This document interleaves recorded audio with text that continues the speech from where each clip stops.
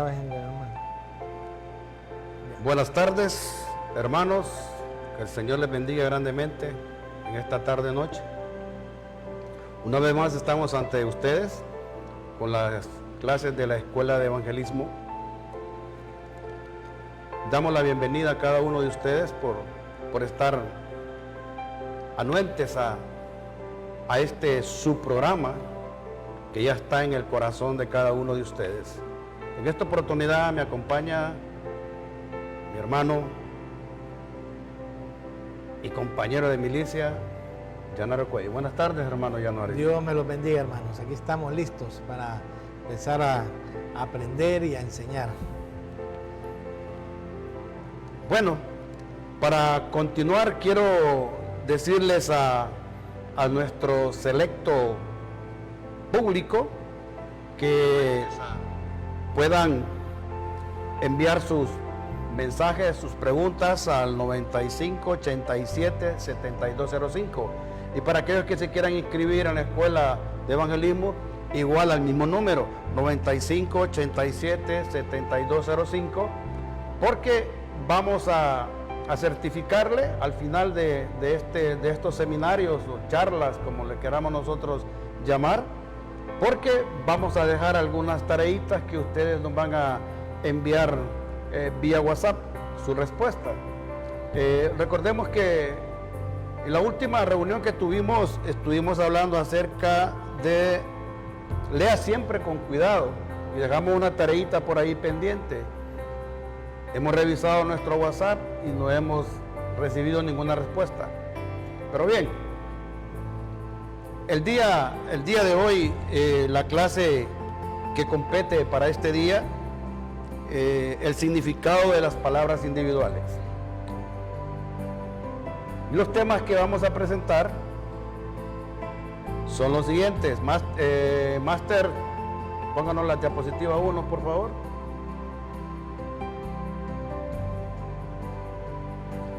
Los temas. El primero, el significado de palabras individuales.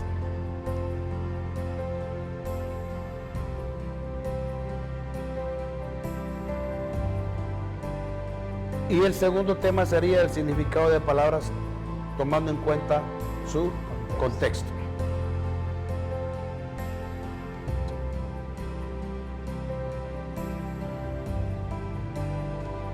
La primera que vamos a desarrollar, una de las primeras características, dice dificultad en la traducción de palabras de un idioma a otro. Las palabras pueden cambiar su significado según las características que tengan ellas.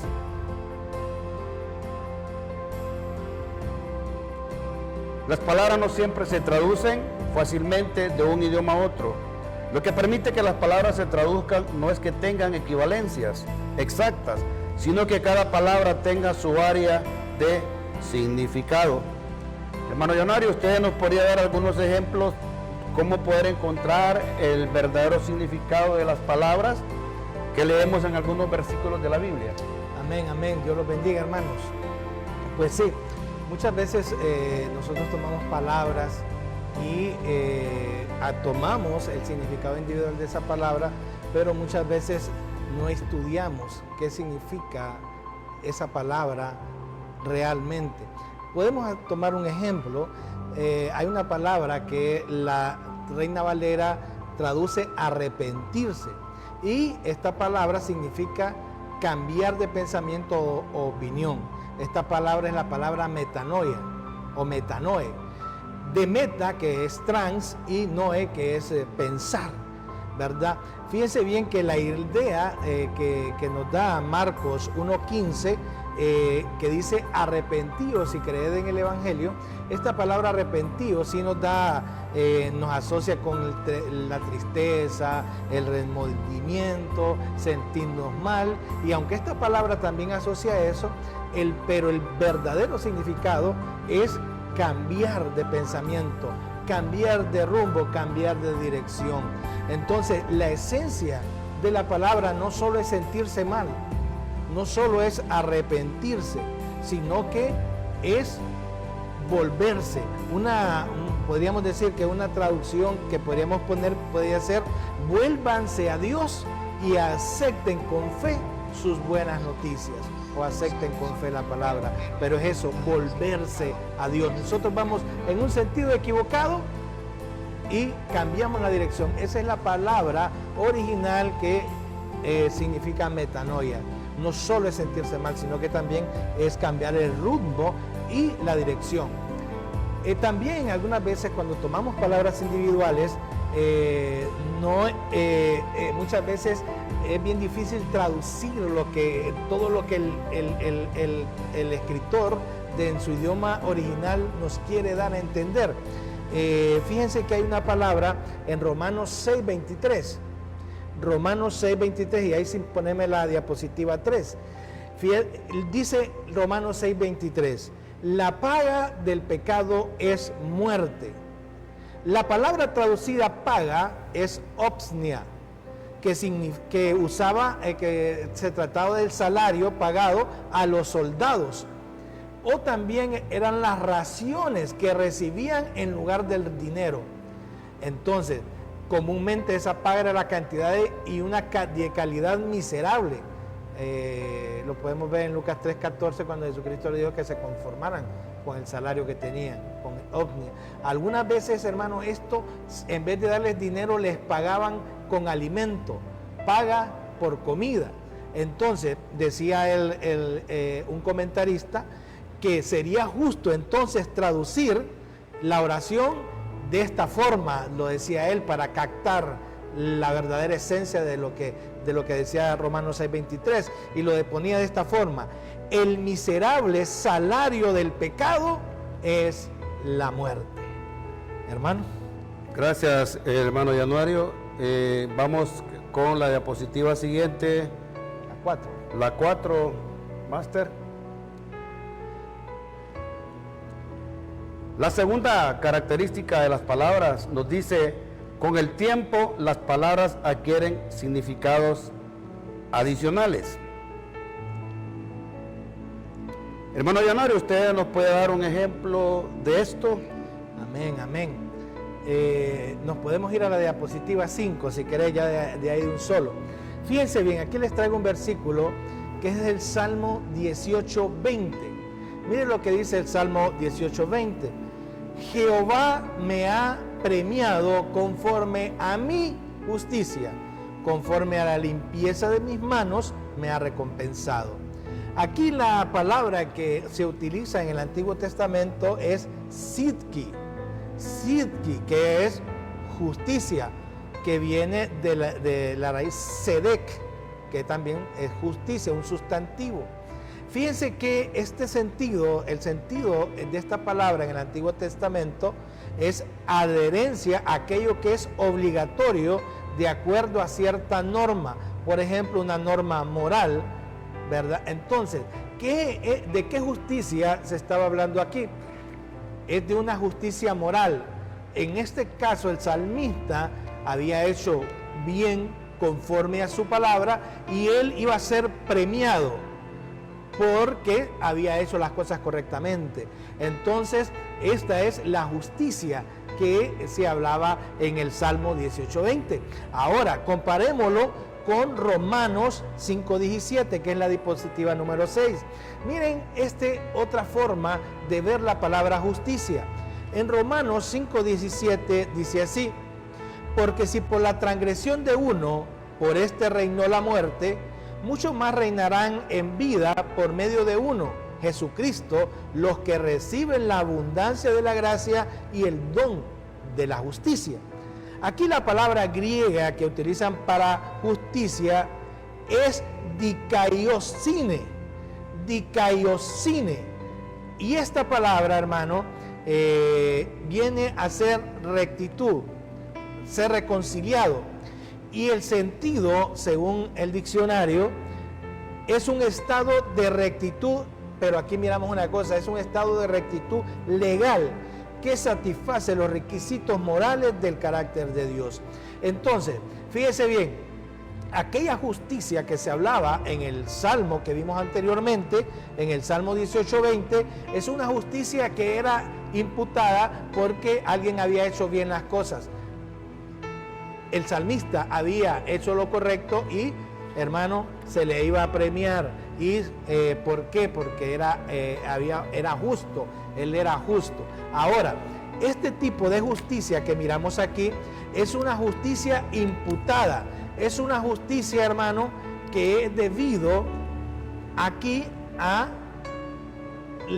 lo que ganó Jesucristo en la cruz del Calvario. Entonces, por ese sacrificio de Jesucristo, entonces reciben nosotros abundancia de la gracia y del don de la justicia. O sea que la justicia aquí viene a ser un regalo inmerecido, hermano. Aquí la justicia es mientras que allá era una justicia moral que el salmista había cumplido, aquí la justicia es un regalo que se nos imputa y es un regalo inmerecido que se nos da por medio del Señor Jesucristo, hermano. Hermano Erich. Gracias, hermano. Máster, con la diapositiva 6, porfa. 7. 7.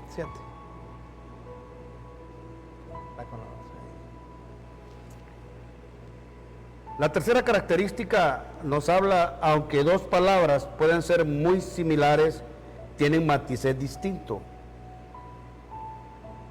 Hermano Januario, ¿nos podría dar un ejemplo de esto? Fíjense bien, este ejemplo aquí, pongámosle mucha, pero mucha atención. El ejemplo que habla el hermano, que pueden ser palabras parecidas, pero tienen matices distintos. Y yo quiero que nos vayamos y me ponga, por favor, la diapositiva número 8. Y vamos a ver este versículo. Y quiero que en este pongan mucha atención. Fíjense bien, 2 de Timoteo 4:2. Dice así: predica la palabra, insiste a tiempo y fuera de tiempo. Y aquí viene lo importante. Dice, redarguye, reprende, exhorta con mucha paciencia e instrucción. El que es intérprete de la palabra, hermano, tiene que entender qué significan estas palabras, buscarlas, y aquí vamos a ver las tres. Miremos la primera, la palabra redarguye. La palabra redarguye en el griego es elencho, significa exponer, reprobar, corregir. El sentido que le da esta palabra es probar o demostrar que es culpable. El diccionario Strong lo llama refutar y amonestar.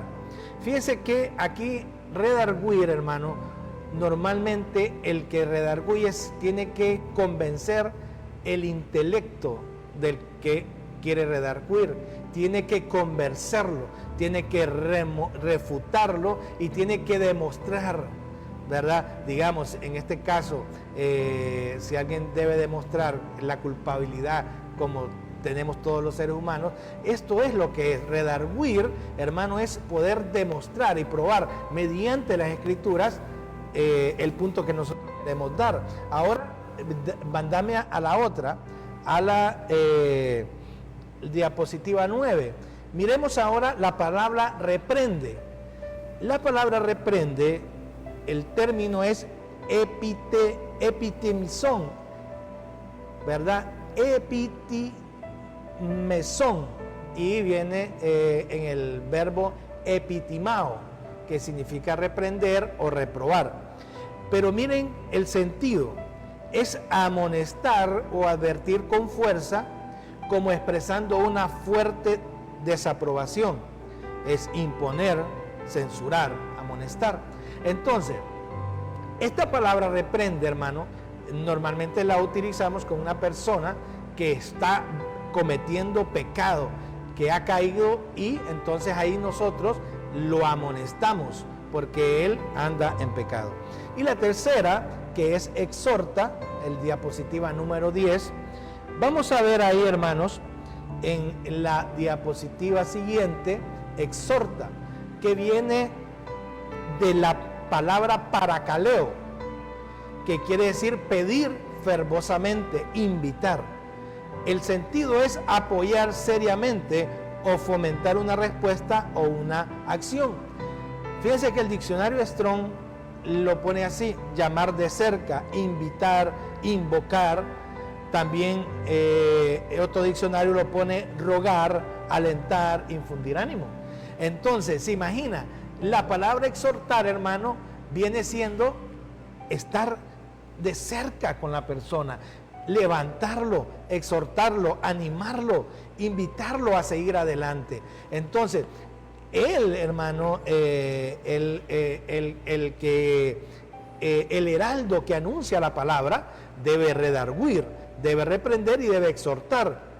Lo que sugiere estas tres formas distintas de hacerlo, la palabra de Dios es provechosa para una variedad de ministerios, tal como Pablo ya lo ha declarado. Habla a diferentes personas en distintas situaciones. Tiene que utilizar argumentos y reprensiones para algunos. Fíjese bien, nosotros tenemos que enfocarnos a la persona, algunos irnos a la razón de una manera intelectual, aquellos que nos demanden razón. A otros, hermanos, que están en pecado, debemos de confrontar la parte moral y por eso los debemos de reprender. Pero a otros, hermanos, tenemos que tocarles la parte emocional. A algunos hay que convencerlos con argumentos, a otros que han caído en pecado necesitan ser reprendidos, mientras que otros, hermanos, que estén cansados, que estén atemorizados y que necesitan ser animados, entonces los exhortamos.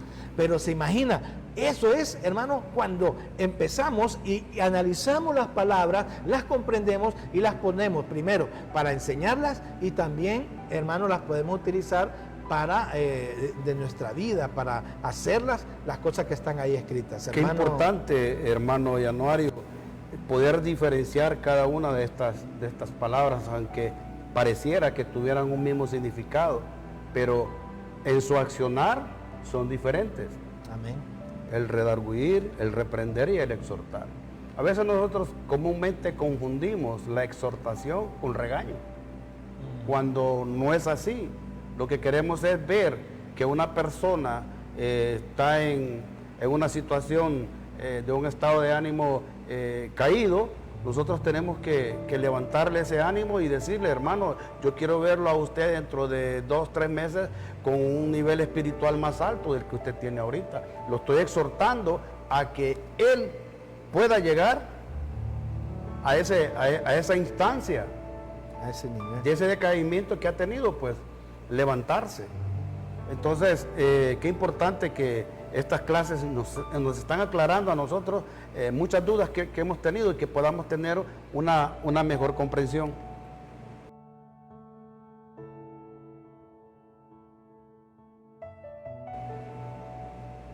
La siguiente diapositiva, mi estimado. La 11, ahí está. Ahí está. La cuarta característica de las palabras nos dice: los autores del Nuevo Testamento dieron a ciertas palabras un significado teológico. Me parece a mí que la palabra redimir podría caer en esta categoría. Miremos su significado en un diccionario. La siguiente diapositiva, hermano. Ahí está. Redimir: conseguir la libertad de una persona o sacarla de la esclavitud mediante el pago de un precio. Redimir un cautivo, según el Diccionario General de la Lengua Española.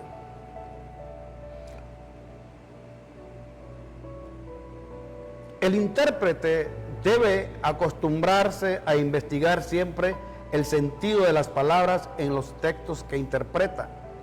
Con frecuencia, la clave de su interpretación se encontrará precisamente en este estudio. La siguiente diapositiva, por favor, Máster. La quinta característica de las palabras: solas y aisladas, las palabras no tienen un significado claro. Es lo que conocemos como contexto.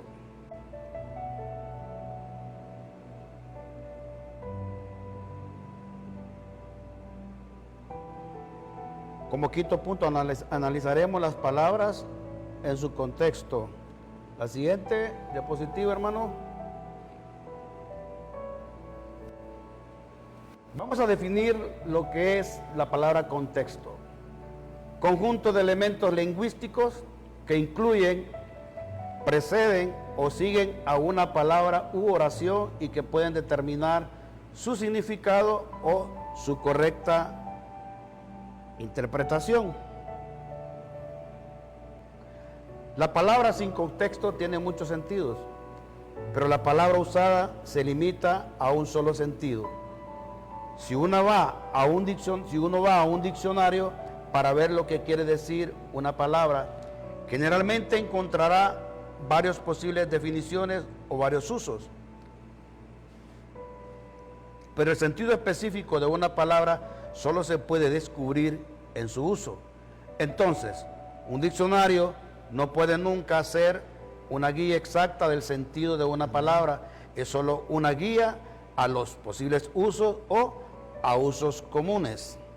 Hermano Januario, hay dos falacias comunes que muchos creen cuando estudian la Biblia, las puede mencionar. Y nos podría dar un ejemplo de una palabra bíblica y su contexto. Amén. Fíjese bien, nosotros, el hermano ya está hablando aquí del contexto. Nosotros debemos de entender que uno no puede tomar una palabra y sacarla de su contexto y tratarla de interpretar de una manera independiente. Y muchos hermanos también hacen esto. Agarran la palabra y la buscan en un diccionario. Entonces, empiezan, hermano, a hacer y empiezan a sacar esa palabra y le empiezan a buscar todas las cosas que significan. Y las miramos todas en el diccionario y elegimos la que nosotros queremos. Yo elijo, a mí me gusta esta palabra y venimos e interpretamos el versículo de tal manera que esa palabra encaje el versículo. Entonces, ¿qué pasa? Lo que determina el mensaje es la palabra que nosotros utilizamos y no debe ser así. Más bien, esa palabra, hermano, debe estar determinada por el contexto en el cual se encuentra. Entonces, hay que tener mucho cuidado es cierto, los diccionarios bíblicos, los diccionarios griego, hebreo y hebreo nos sirven de mucho. Pero no debemos, hermano, de solo buscar la palabra que a nosotros nos guste sin haber examinado y estudiado el contexto.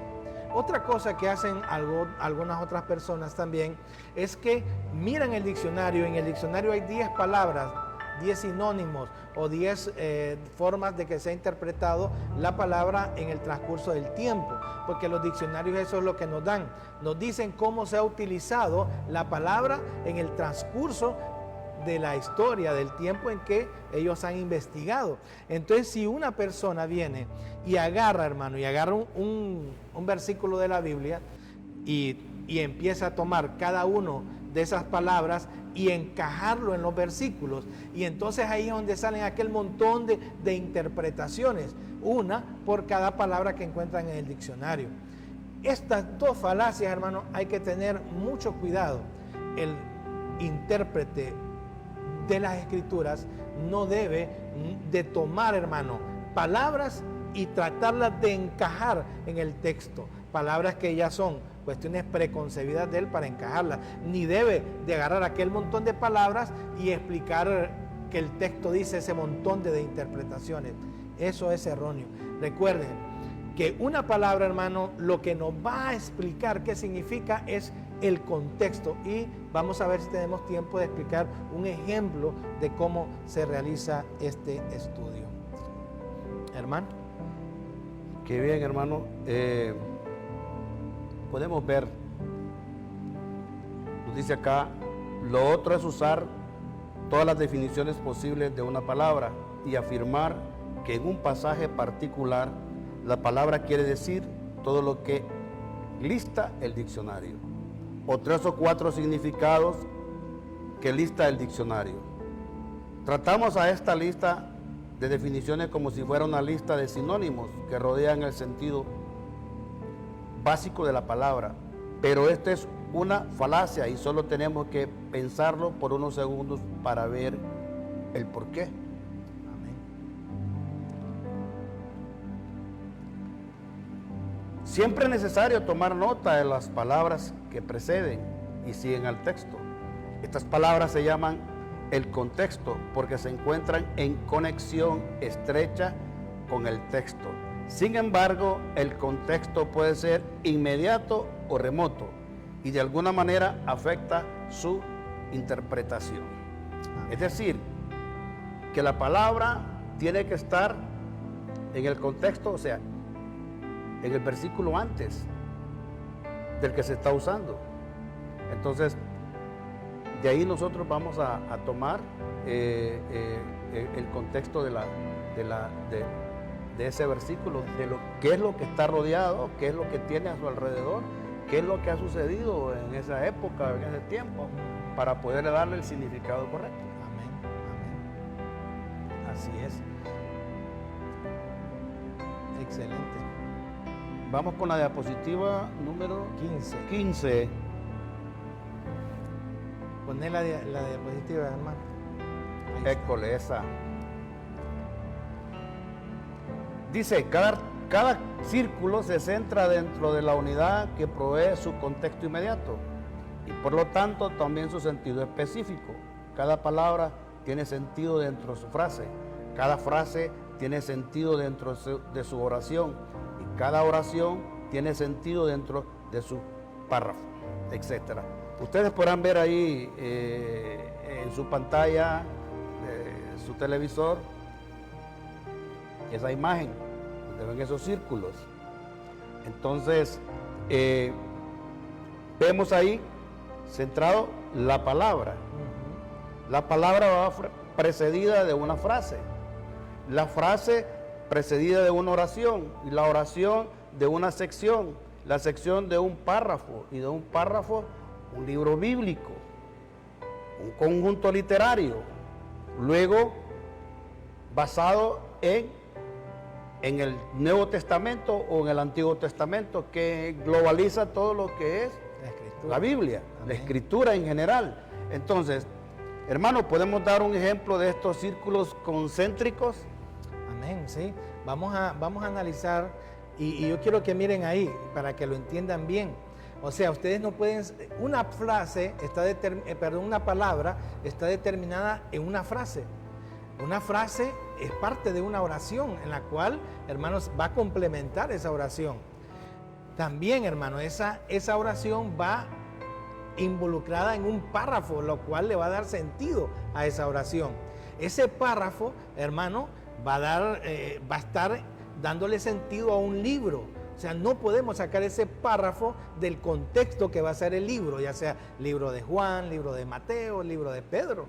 Ahora, ese libro, hermano, no puede salir o exponer cosas diferentes a lo que es el conjunto, ya sea del Nuevo Testamento y el Antiguo Testamento. Y nosotros no podemos sacar ninguna enseñanza en ningún testamento, hermano, que salga de la Biblia. Eso es lo que quiere explicar eso. Ahora, fíjense bien, yo quiero que vamos a analizar ahorita, si quiere póngame la pantalla para acá. Vamos a analizar ahorita una frase, hermano. Y yo le pido que usted ahí vamos a hacer un ejercicio ahorita. Y yo quiero que usted lo haga ahí en su casa. Y yo quiero que, vamos a ver, miremos lo que dice, hermano, Filipenses 4:13. Y lo vamos a leer, hermano, si me pone la diapositiva 16. Y yo quiero que lo miremos ahí en pantalla. Y después me pone para acá. Mire lo que dice Filipenses 4:13. Todo lo puedo en Cristo, quien me fortalece. Tomamos ese versículo con el hermano Erich porque lo consideramos un versículo que todos los cristianos lo conocemos y lo hemos utilizado en alguna forma. Ahora, fíjese bien, que vamos a interpretar este versículo, hermano, a la luz de las Escrituras. Yo quiero que usted empiece y me diga qué significará esto.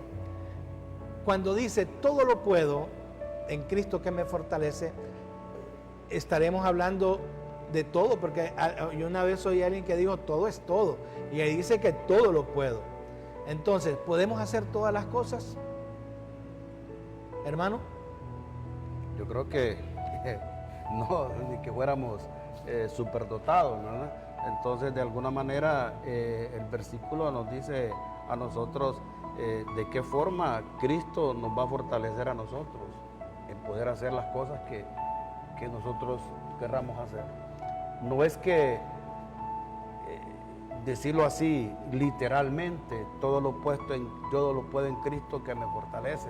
Y quizás tal vez estemos equivocados al expresar esto, porque no le damos el sentido a lo que tiene, a lo que nos dice el versículo, porque hay que extraer lo que realmente hace o lo que Cristo hace en la vida nuestra para podernos fortalecer de cierta manera. Amén. Ahora vamos a revisar, fíjense bien, lo primero que el intérprete debería preguntarse es esto. Fíjense bien, si tiene un lápiz, apunte. Usted debe, como intérprete de las Escrituras, usted se debería preguntar, precisamente, ¿qué quiere decir Pablo aquí? ¿Es posible que podamos aclarar esta frase más? Estamos interesados específicamente en la palabra todo. ¿Es literalmente todo? ¿Todo lo puedo? ¿Cualquier cosa? ¿Puedo volar en Cristo que me fortalece? ¿Por qué o por qué no? Pedro caminó sobre las aguas cuando Cristo le fortaleció. La frase, hermano, todo lo puedo en Cristo que me fortalece, sola, ella no es suficiente clara. Y la mayoría de los cristianos nos enfocamos en la palabra todo, todo. Y algunos enfocan en la frase, todo lo puedo en Cristo que me fortalece. Ahora, para poder entender esta palabra, entonces nos vamos a ir al contexto. Como dijo el hermano, ahí, arriba, abajo, que es el contexto más próximo que tenemos. Pero también, hermano, podemos analizar el contexto del libro. Vamos con la ayuda de Dios y con la ayuda de la lectura de la palabra, vamos a analizar, vamos a aprender, hermano, cómo analizar el contexto. Entonces, como nos explicó el hermano, lo primero que hay que hacer es buscar arriba, abajo, ahí. Vamos a ver qué se refiere Pablo cuando dice todo lo puedo en Cristo que me fortalece. Entonces, quiero que me pongas la diapositiva 17 y vamos a buscar los versículos que están junto a ese versículo. Y vamos a leer los versículos del 10 al 13 de Filipenses. Fíjense bien lo que dice. Vamos a ver qué dice. En gran manera me gocé en el Señor de que ya al fin habéis revivido vuestro cuidado de mí, de lo cual también estabais solícitos, pero os faltaba la oportunidad. No lo digo porque tenga escasez, pues he aprendido a contentarme cualquiera que sea mi situación. Sé vivir humildemente y sé tener abundancia. En todo y por todo estoy enseñado, así para estar saciado como para tener hambre, así para tener abundancia como para padecer necesidad. Todo lo puedo en Cristo que me fortalece. Hermanos, aquí en estos versículos vamos a encontrar nuestro primer contexto para poder implicar la palabra todo lo puedo en Cristo que me fortalece. Hermano, si usted ya leyó lo que yo leí ahorita, hermano, le doy 5 segundos para que usted me diga a qué se está refiriendo Pablo. ¿En qué contexto está Pablo diciendo, óigame, escucha, me alegra que que el Señor al fin, dice, hayan vuelto a interesarse de mí. Claro está que tenían interés, pero no habían tenido la oportunidad de demostrarlo. No digo esto, dice él, porque esté necesitado, pues he aprendido a estar satisfecho cual sea mi situación en que me encuentre. Sé vivir en pobreza y sé, hermano, vivir en la abundancia. He aprendido a vivir en todas y cada una de las circunstancias. Hermano, tanto a quedar saciado como a pasar hambre, a tener de sobra como a sufrir escasez. Todo lo puedo en Cristo que me fortalece. Esas son las circunstancias, hermano, en las que nosotros probablemente nos podemos encontrar. Pero usted hace una gran pregunta y en el contexto de estos versículos, ¿dónde se encontraba Pablo? Pueda que se encontraba preso o se encontraba en una dificultad, por decirlo así, que había abundancia o había escasez en cualquier ámbito que él se encontraba en ese momento. Nosotros tenemos que utilizar ahí la exégesis para poder sacar lo que realmente nos quiere decir el texto bíblico, porque tenemos que ver el contexto, no solo el texto, ¿no? El texto y el contexto del texto. Amén. No sé si me explico, porque estos abordajes son bastante profundos y esperamos que nuestra teleaudiencia pueda entender lo que les estamos exponiendo en estos momentos. Amén. Entonces, lo primero, hermano, nos vamos ahí, alrededor, qué es lo que está sucediendo, y nos damos cuenta que Pablo le dice a los que le escriben, en este caso a los filipenses, que él ha pasado proezas, ha pasado abundancia, sabe vivir en escasez y en abundancia. Ahora, ahí ya tenemos la primera idea. Esto nos va a dar una idea de por dónde va Pablo cuando dice todo lo puedo en Cristo que me fortalece. Aquí ya no está hablando que si podemos volar o si podemos hacer. No, aquí vamos a contextualizar lo que Pablo le estaba diciendo a la gente, a su público. Ahora vámonos ahí mismo al contexto. También, fíjense bien, nos vamos a ver ahí. Primero, quiero explicar que Pablo estaba agradeciendo a los filipenses algún apoyo que le habían dado. Ha mostrado su interés hacia él, pero luego explica que aunque está agradecido del apoyo que le han dado, su satisfacción personal no depende no depende de eso, de la situación que esté pasando, porque él ha aprendido a estar satisfecho en cualquier situación. Entonces, cuando el párrafo termina con todo lo puedo en Cristo, ya sabemos a qué se refiere Pablo. ¿Cuál es el significado de todo? Pablo está enseñando que por medio de lo que Cristo ha hecho en él experimenta satisfacción personal, hermano, gozo que no depende de las circunstancias. Hermano, Pablo estaba agradecido y gozoso, hermano, porque los hermanos le estaban ayudando. Pero él decía, hermano, mi gozo es porque ustedes están haciendo una obra maravillosa. Pero él no dependía de eso para sentirse gozoso. Él, independientemente que le dieran o que no le dieran, que estuviera o no estuviera en cárcel o estuviera libre, él, hermano, siempre iba a estar el gozo delante de él. Ahora, pero no hemos terminado. Miren qué interesante esto.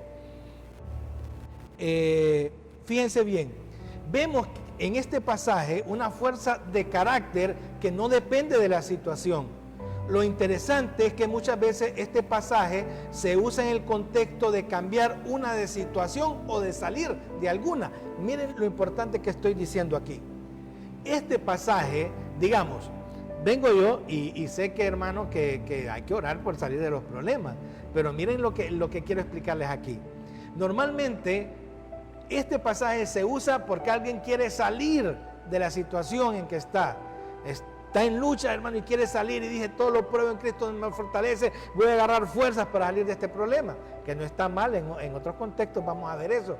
Pero en este contexto lo que está diciendo Pablo es que él, en medio de la situación difícil, como estamos ahorita, en medio de una pandemia, en medio del sufrimiento, hermano, se imagina, Pablo decía que en medio de esa situación difícil, él podría estar con gozo. Esa es la diferencia, hermano, que cuando él dice todo lo puedo, ese todo significa que iba a estar con gozo, independientemente que estuviera en luchas, que estuviera en pruebas, porque vamos a ver más adelante cuál era la situación de Pablo en esos momentos. Entonces aquí vamos entendiendo, hermano, y qué bonito, hermano. Fíjese bien, Pablo, hermano, modela el carácter cristiano al aplicar el poder de Cristo a la obediencia, demostrando su compromiso por la causa del Evangelio y su disposición a pasar por cualquier circunstancia como emisario de Jesucristo. Hermano, la disposición de poder estar en medio de las pruebas y seguir sirviendo a nuestro Señor Jesucristo. Solo quiero, hermano, ahora ver otra parte del contexto y nos vamos un poquitito arriba, hermano, del párrafo. Veamos el pasaje, hermano, original en relación a este tema. Y quiero que nos vayamos a la diapositiva 18, ¿verdad? En el versículo 4-7. Fíjese bien, esto está arribita, hermano, de todo lo puedo que Cristo que me fortalece. Mire lo que dice este pasaje. Alégrense siempre en el Señor. Insisto, alégrense. Que su amabilidad sea evidente a todos. El Señor está cerca. No se inquieten por nada. Más bien, en toda ocasión, con oración y ruego, presenten sus peticiones a Dios y denle gracias. Y la paz de Dios, que sobrepasa todo entendimiento, cuidará sus corazones y sus pensamientos en Cristo Jesús. ¿Qué les parece, hermano, ese contexto que Dios les da ahí? Pablo anima a sus lectores a que se regocijen en cualquier situación. Alégrense siempre en el Señor, insisto, alégrense. Y vemos la fuente de su gozo, es la paz de Cristo que viene por la oración y por la dependencia de Dios. Dice él, en toda ocasión con oración y ruego, presenten sus peticiones a Dios y denle gracia. Miren, aquí vamos, hermano, agarrándole el hilo. Primero vemos todo lo puedo en Cristo que me fortalece. Después, hermano, vemos alrededor de él que él dice en la escasez o en la abundancia, yo siempre estoy con gozo. Y arriba, hermano, les repite y les dice, alégrense. Sean conocidas sus peticiones delante de Dios. Entonces, hermano, vemos que la comunión que Pablo tenía con Dios, la oración continua, hermano, esa relación, esa dependencia que tenía Pablo de Cristo, lo hacía, hermano, que siempre mantuviera el gozo y la alegría, hermano, en todo tiempo, en todo momento, independientemente de cuál fuera su situación.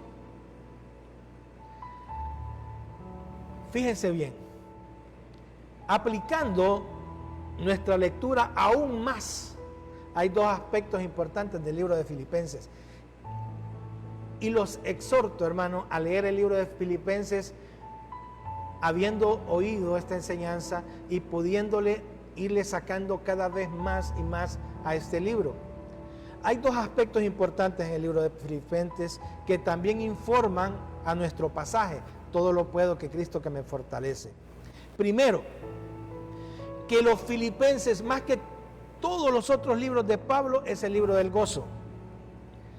Pablo habla de alegría o de alegrarse, o gozo o gozarse en otras versiones. En cada mayor sección, aunque en español se usan varias palabras, en griego Pablo usa el verbio jairo, que es regocijo, y el otro que usa es japa, que es gozo, regocijo y gozo. Y miren qué interesante, regocijo y gozo aparecen 14 veces en el libro de los Filipenses. Qué interesante. Y yo quiero que me pongas la diapositiva última.